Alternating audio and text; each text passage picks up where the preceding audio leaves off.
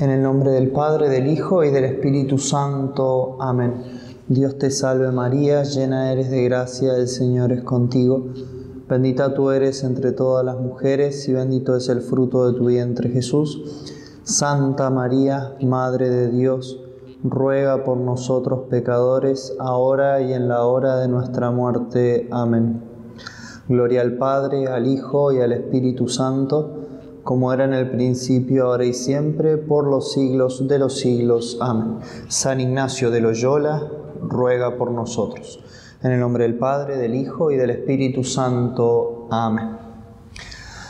Nos toca meditar ahora sobre un misterio de la vida de nuestro Señor Jesucristo que realmente nos puede iluminar mucho en estos santos ejercicios, como todos los misterios de la vida de Cristo, ¿no? Para mayor imitarle y seguirle a nuestro Señor Jesucristo es que también meditamos en su vida, para mayor afectarnos a Jesucristo.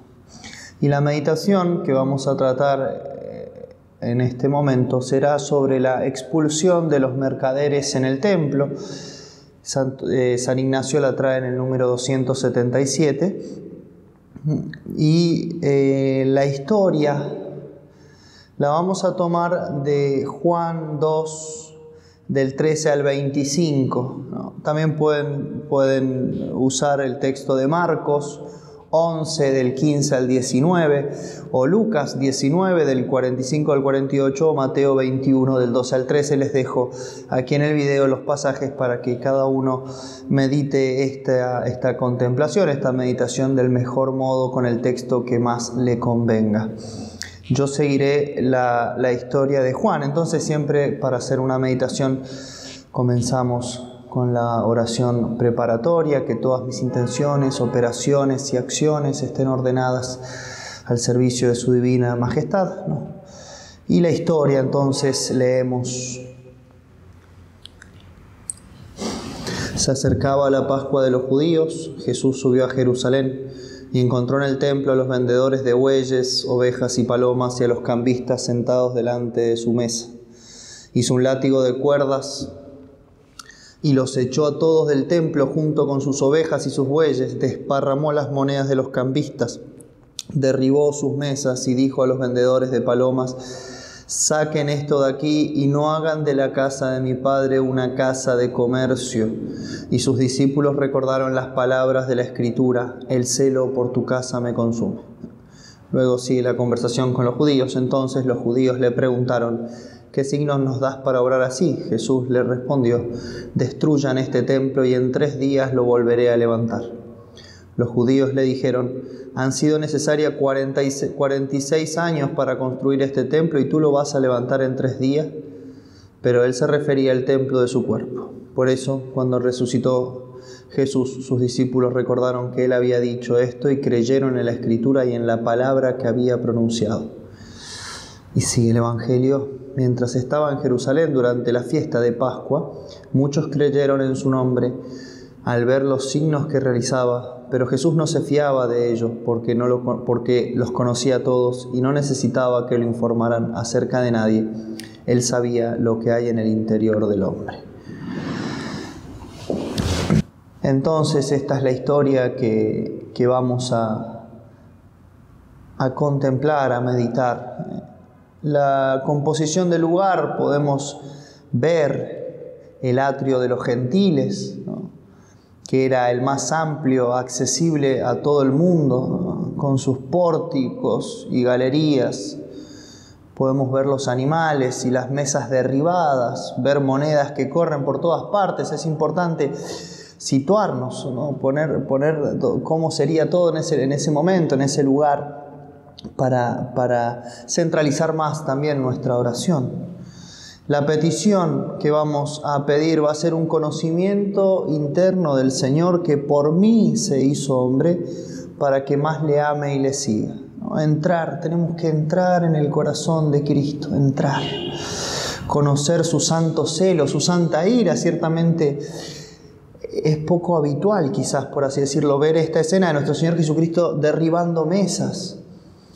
Pero el santo celo, la santa ira era lo que movía a nuestro Señor a esto, ¿no? Darnos cuenta de que Cristo es el verdadero templo, su humanidad es el templo de su divinidad, ¿no? Entonces ir pidiendo esto a medida que voy realizando esta meditación. Entonces, a modo de puntos o cuerpo de esta meditación, el material que yo les puedo brindar para que ustedes puedan meditar quizás un poco más, igual incluso ya leyendo esto, ir contemplando esta escena, ya pueden tener muchísimo fruto, sacar muchísimo fruto de esto mismo.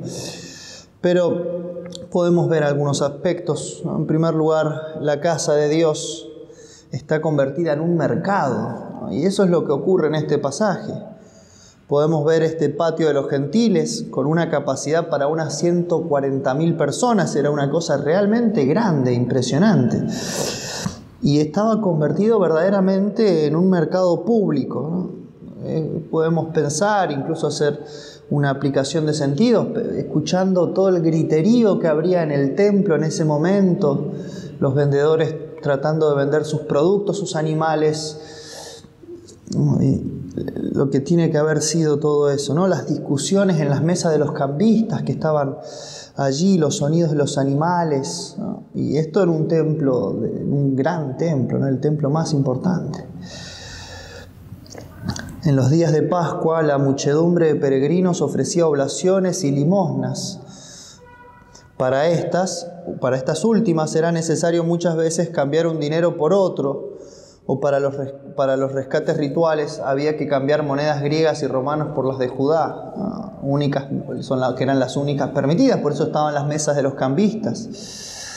Y para hacer las oblaciones se necesitaba óleo, vino, incienso, palomas, cordero, y todo eso era lo que se ofrecía allí en ese momento, ¿no?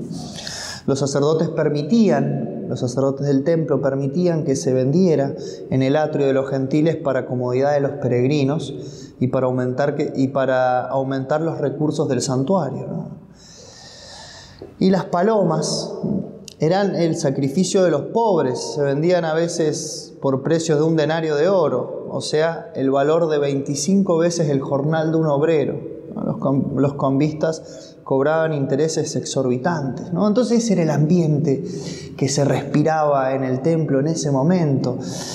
La codicia se había instalado en el templo con pretextos piadosos, ¿no? Bajo la capa de cumplir con toda la pureza ritual y todo. La codicia y el amor a las riquezas se había instalado en ese momento en el templo. Quienes debían tener su corazón más puesto en Dios, lo tenían en las riquezas con una apariencia de piedad. Entonces, de todo esto ir sacando fruto, ¿no? Quizás también nos pueda ocurrir a nosotros. Siempre ir meditando para más parecerme a Jesucristo.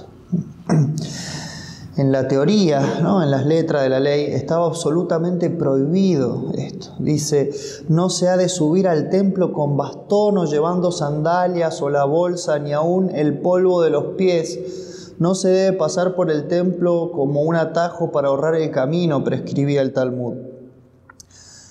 Y más que un bastón o una sandalia o una bolsa, ¿no? Imagínense el estiércol de los animales, ¿no? Como la suciedad que había en ese lugar y quizás también la suciedad de las almas codiciosas que estaban allí, ¿no?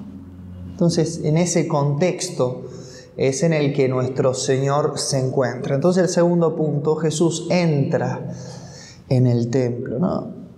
En la tarde, Jesús pasa con sus discípulos a llegar al templo. ¡Y qué sorpresa! Veamos a Jesús la sorpresa que se tiene que haber llevado. El tumulto, desorden, vocerío, ¿no? Tenía que ser un lugar donde reina el silencio, la oración, la piedad. Y estaba convertido en una cueva de ladrones, ¿no? Todos gritando, peleando, escuchar los sonidos de los animales, ¿no? Y realmente con el alma llena de profunda amargura y de santa indignación, tomó Jesús una cuerda que encontró ahí a mano. Probablemente tiene que haber sido alguna de las cuerdas que sostenían, que trataban a los animales, que estaba allí tirada, y con ella formó un azote y comenzó a echar de los atrios del templo a los rebaños de ovejas y bueyes que profanaban ese lugar santo. Era el lugar santo, ¿no? El lugar de Dios, convertido en una cueva de ladrones. Por eso esa santa indignación de nuestro Señor. Es probable que nuestro Señor no golpeara a los vendedores, pero sí que ellos salieran temiendo de que los golpeen, quizás, o acompañando a sus rebaños, ¿no? No hay quien se resista a esa impetuosa voz de nuestro Señor Jesucristo, ¿no? Esa mirada que tiene que haber dado nuestro Señor. Nadie no se podía sentir aludido, digamos, ¿no? Dice San Marcos, nos trae un detalle muy hermoso San Marcos en el versículo 16. Y no permitía que nadie transportase cosas por el templo. Huyen todos. El Señor derribó enseguida las mesas de los cambistas, haciendo rodar por el suelo el dinero, y mandó a los vendedores de palomas que retirasen las jaulas de allí. Y es interesante esto, ¿no? Usó una blandura especial con los vendedores de palomas, quizás porque también eran los vendedores más pobres, ¿no? Y humildes, ¿no? Entonces quitad esto de aquí, ¿no? En medio de esa santa ira, ¿no? Que está quitando y sacando a todos de ese lugar con una tranquilidad y con un dominio de sí, ¿no? Nuestro Señor dice a los vendedores de palomas: quitad esto de aquí, no hagáis de la casa de mi Padre cueva de ladrones. Ir meditando, ir viendo esta escena, viendo cómo Jesús saca a todos por ese amor a su Padre, por ese amor a las cosas de su Padre, ¿no? E ir profundizando, e ir meditando, e ir sacando enseñanzas personales, ¿no? San Ignacio destaca esta mansedumbre de Cristo para con los pobres, lo que también muestra el dominio de la situación que tenía nuestro Señor, ¿no? No estaba cegado, no estaba dominado por las pasiones, no es que realmente era Señor de sí mismo. Pero al decir nuestro Señor cueva de ladrones, está diciendo que aquellos mercaderes deberían ser verdaderos usureros y explotadores del pueblo y de los peregrinos, que los peregrinos venían con mucha fe al templo y ellos se abusaban de esa fe de la gente para quedarse con una ganancia material. Se trataba entonces de una verdadera profanación de la casa de Dios. Se acordaban los discípulos de que está escrito: el celo de tu casa me devora, ¿no? Entonces Jesús, al ver este espectáculo, quizás también podría recordar y ver, ¿no? Era Dios, y ver a la iglesia, ¿no? Y con ese celo ver a su santa iglesia, que quizás muchas veces por codicias de los hombres, ¿no? Comerciarían muchas cosas, o se quemarían iglesias, o las profanaciones que han habido, cómo sufre su iglesia, ¿no? Y ese celo por su casa le devora.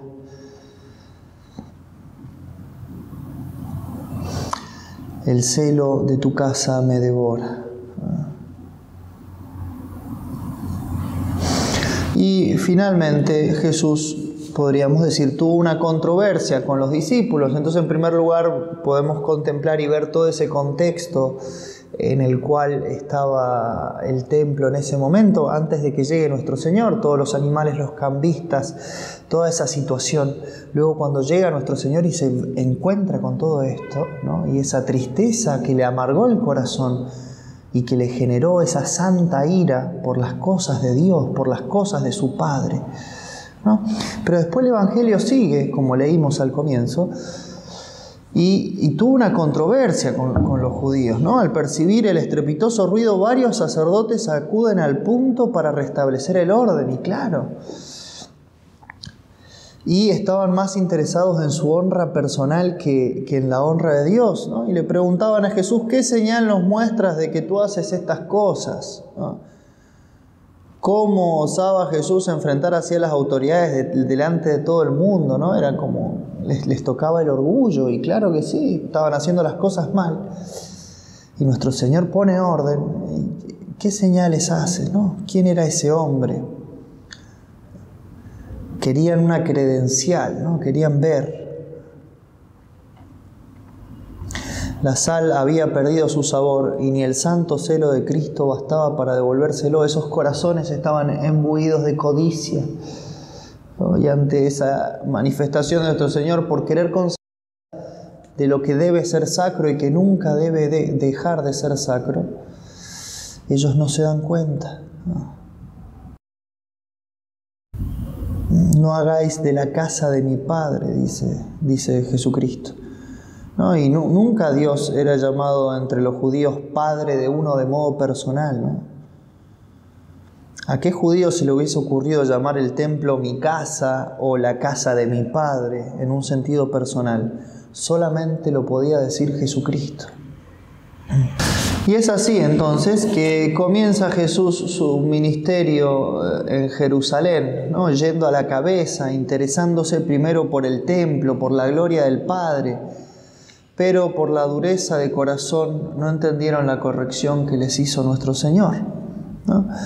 Y esta meditación también nos puede llevar a pensar a que tenemos que vigilar nuestras pasiones. No siempre tenemos un santo celo, ¿no? A veces se va mezclando, a veces corregimos con mucho rigor, con mucha dureza, movidos por nuestro amor propio, ¿no?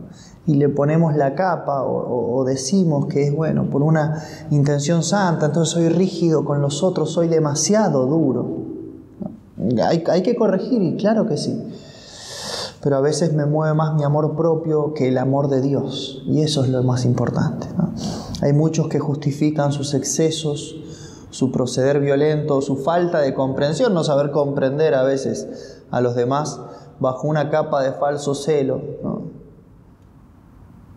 Y agarrándose de este evangelio, interpretando de mal modo la santa ira de nuestro Señor, que era totalmente medida, que lo único que quería nuestro Señor y lo que siempre quiso en toda su vida es cumplir la santa voluntad de su Padre, cumplir la voluntad de Dios.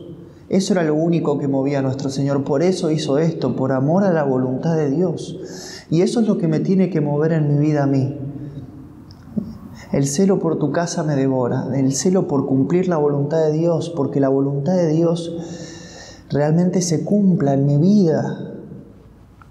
Por eso nuestro Señor hace todo esto, no movido desordenadamente, sino con una santa ira, para cumplir la voluntad de Dios. Somos templos vivos de Dios, y no hagamos de nuestras almas un mercado de pecados, de vicios, de desórdenes, ¿no? Cristo nos ama y nos dice, y a veces de modo violento,